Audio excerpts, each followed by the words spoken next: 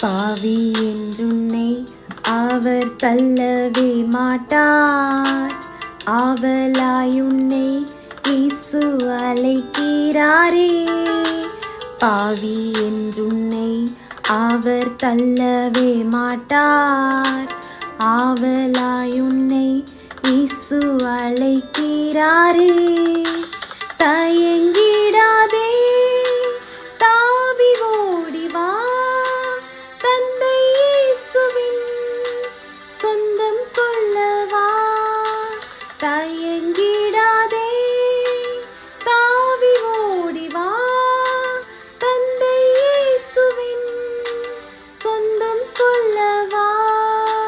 தந்தை இயேசுவின் சொந்தம் கொள்ளவா. இயேசு கிறிஸ்துவின்